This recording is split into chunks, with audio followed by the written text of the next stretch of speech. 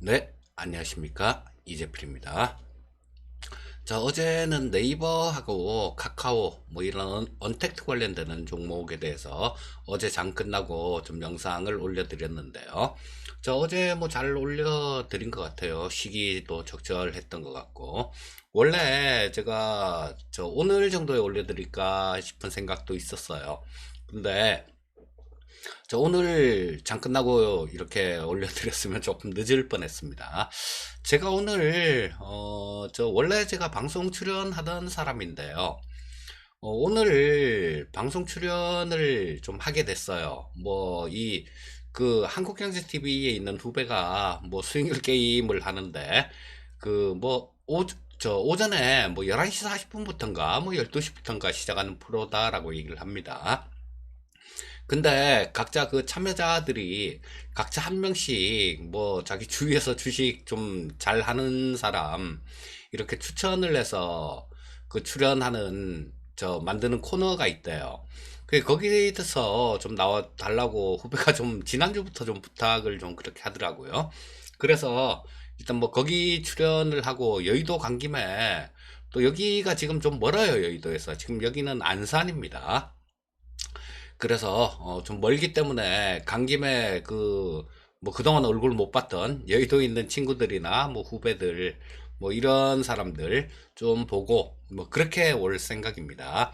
그래서 오늘은 못 올려드릴 것 같아서 어제 올려드렸는데 뭐 보는 뷰는 지금 오늘 아침에 미국 시장도 그대로 움직였죠. 그동안 뭐 아마존이라든가 팡 종목들 이런 것들이 상당히 좀 부진했었는데 뭐 그런 것들 위주로 강하게 반등이 나오는 모습이었어요.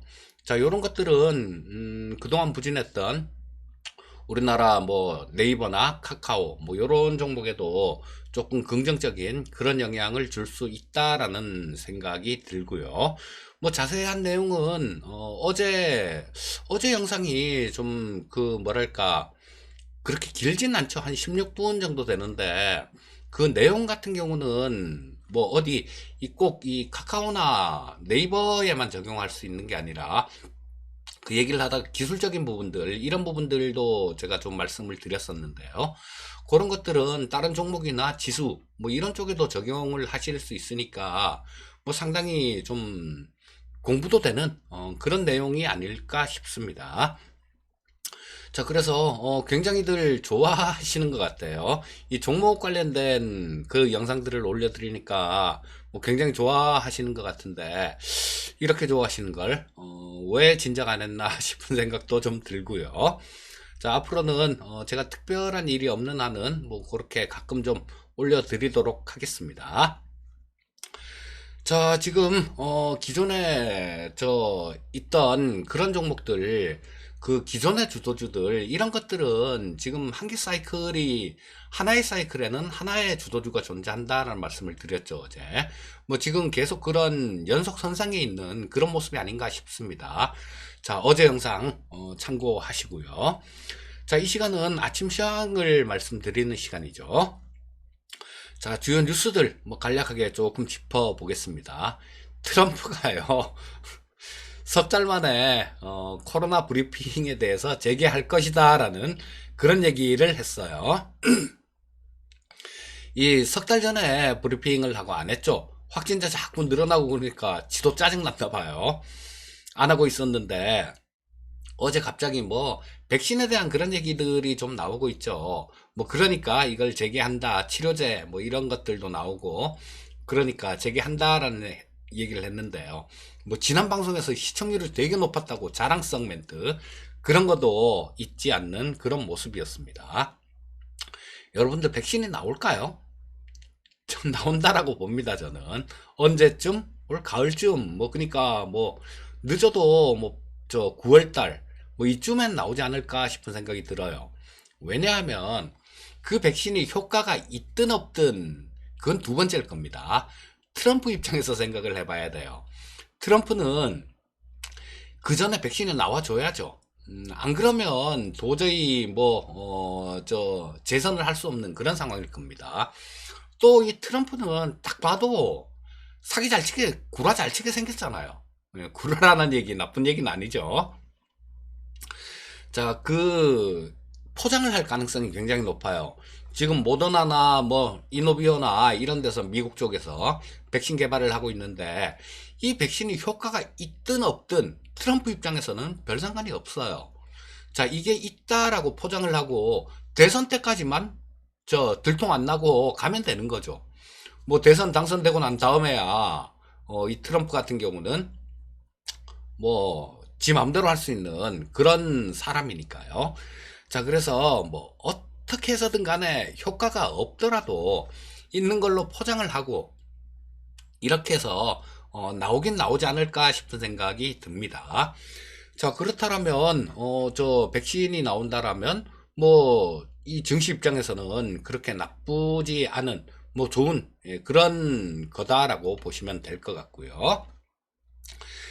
자, 뭐, 아마, 그 백신이 나오는 그 백신이 나오면 이 코로나 브리핑을 하면서 거기서 또 막, 예, 자랑을, 예, 막 난리를 그렇게 칠 것 같은데요.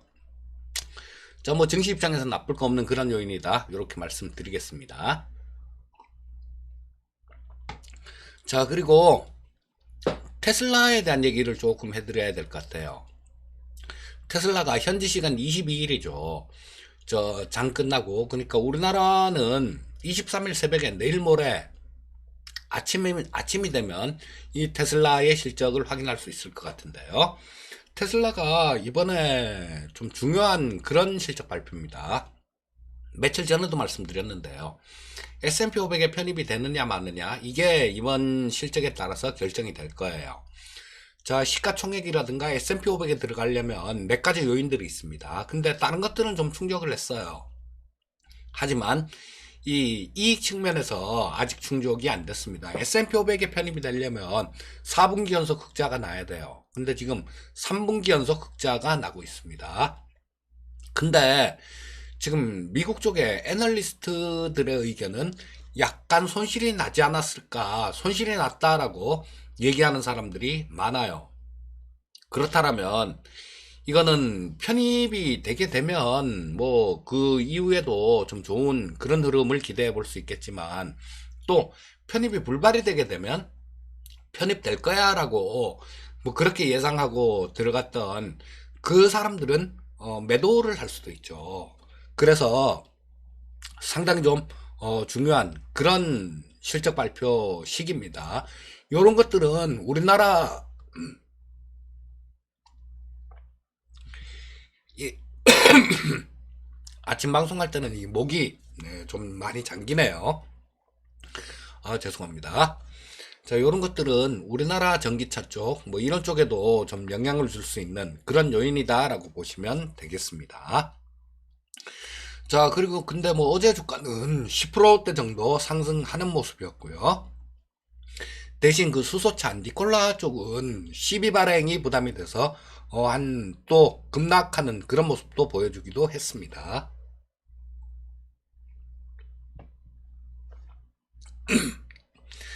자, 그리고 IBM이 실적이 잘 나왔죠. 뭐 2분기 실적이 상당히 좀 잘 나와서 뭐 코로나19에도 불구하고 상당히 좀 잘 나왔습니다. 그래서 시간 외에 6%대 정도 급등하는 모습이고요. 자, 그리고 어제 미국 시장을 상승으로 이끈 건 백신이었죠. 엠바이오테크 쪽에서 백신 실험을 했던 게 100%뭐 항체가 생겼다. 그리고 T세포도 생겼다. 자, 그리고 뭐 빠르면 이달 내 뭐 이상을 시작할 것이다라는 그런 얘기를 하면서 미국 시장에 힘을 실어주는 그런 모습이었습니다. 자, 근데 미국 시장 쪽에서 이 백신에 대한 기대감만 있었다라면, 그쵸? 이 컨택트 관련주들이 올라왔어야죠. 근데 지금 오늘 같은 경우는 언택트 관련주들이 강했다라는 얘기입니다. 즉, 언택트 관련주들이 강했다라는 것은 미국 시장이 실적 발표 시즌이죠. 그렇기 때문에 이 실적 부분에 대한 것도 어느 정도 반영을 하고 있다라는 거, 뭐 그렇게 보시면 되겠습니다. 자, 일단 뭐 뉴스들 간략하게 조금 짚어봤고요. 전체적으로 글로벌 증시 움직임들, 지수 움직임들을 조금 살펴보도록 하겠습니다. 오늘따라 목이 많이 잠기네요.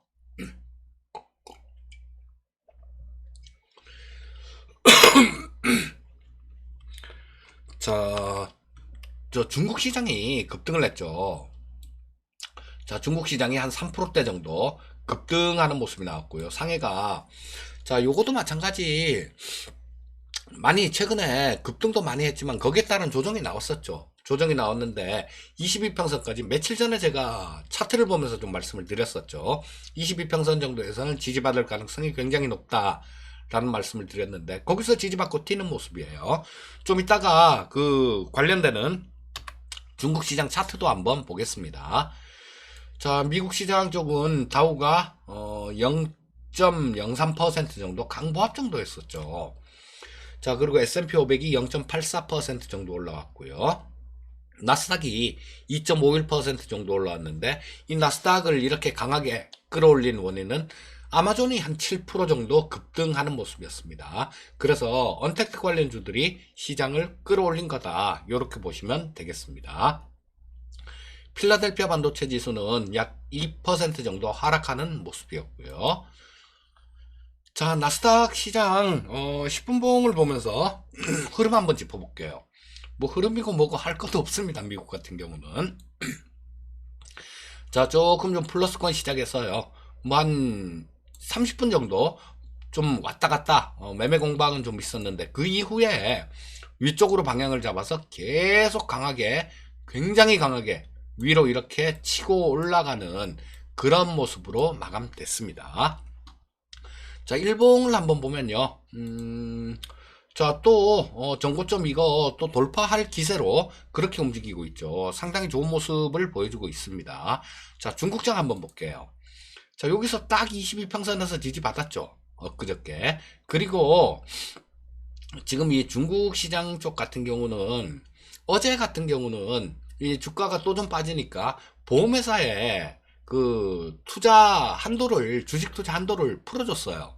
공산당들이 이 보험회사에다가 주식 투자 한도를 풀어줬다라는 건 뭘 의미하겠습니까? 야, 니들 그 돈으로 질러. 이거죠.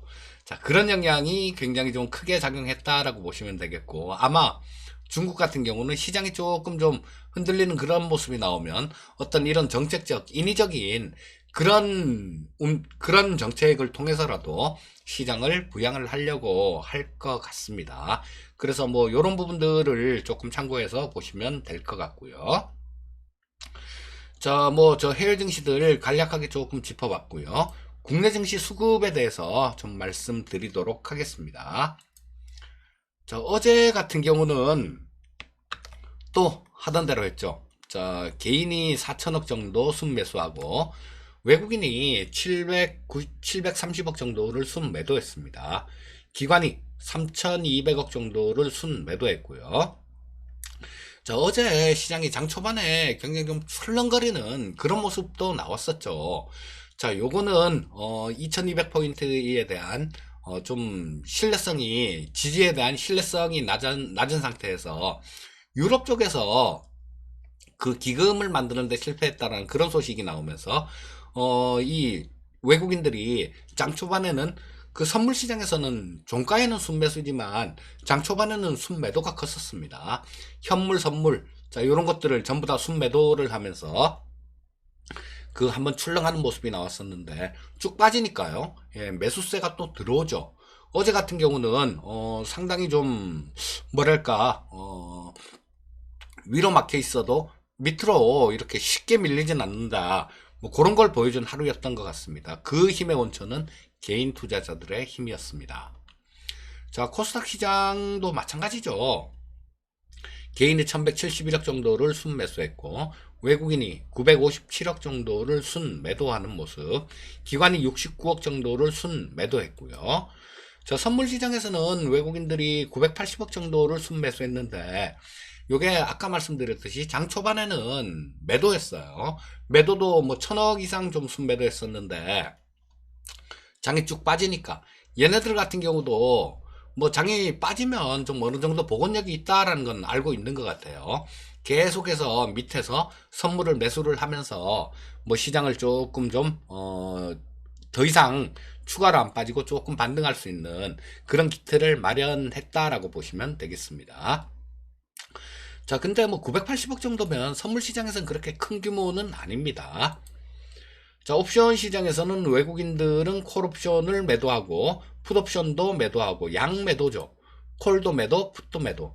자, 이 외국인들 같은 경우는 그렇게 시장이 크게 움직이지 않았으면 하는 그런 입장이고요. 반면에 금융투자 쪽은 콜도 사고 풋도 또 삽니다. 이 금융투자 쪽 같은 경우는 시장이 좀 크게 위든 아래든 크게 좀 움직였으면 하는 그런 입장입니다.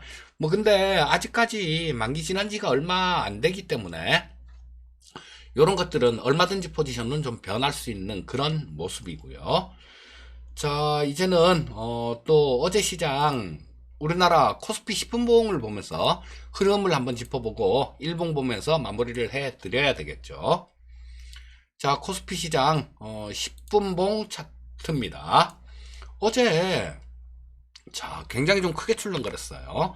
아침에는 조금 좀 뭐 플러스권으로 시작을 해서 그냥 시작하자마자 바로 좀 밀어대는 그런 모습이 나왔죠. 자, 그래서 쭉 밀렸다가 한 10시 정도, 10시 때, 이때 바닥권을 형성하죠. 자, 이때까지만 해도 그쵸. 중국 시장 어제 또 좀 흔들리는 것 같던데 이런 심리도 작용을 했는데 중국 시장 딱 열리고 난 다음에 보니까 중국이 상당히 처음에 출발부터 플러스 1% 정도 플러스로 출발해서 상당히 좀 강한 모습을 보여줬었죠. 중국 쪽 보니까 조금 안심이 되네. 뭐 그런 심리였던 것 같아요.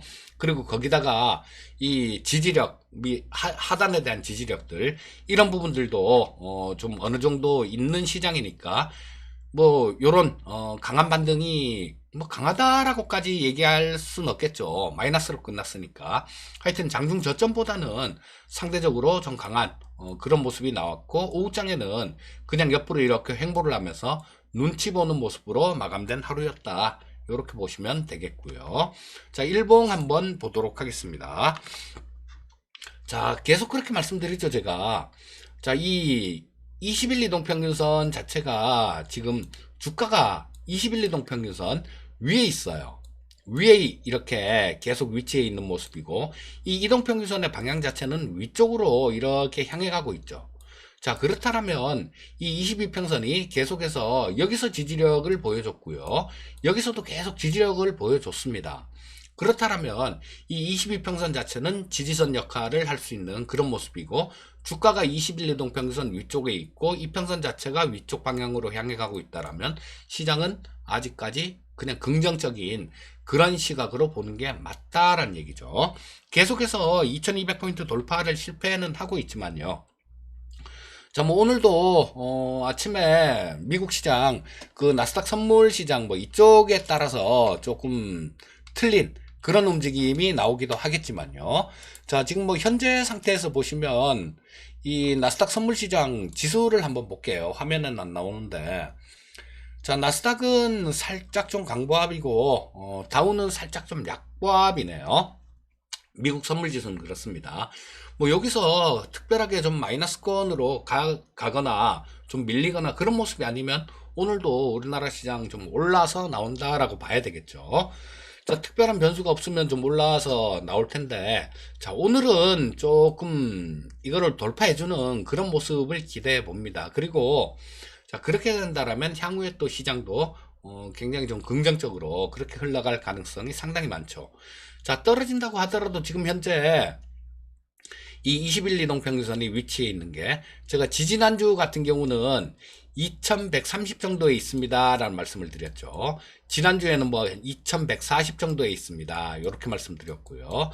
어제 같은 경우는 2150 약간 넘게 있습니다 라고 말씀드렸는데 자, 지금 현재 21 이동평균선은 2159포인트 정도에 있습니다.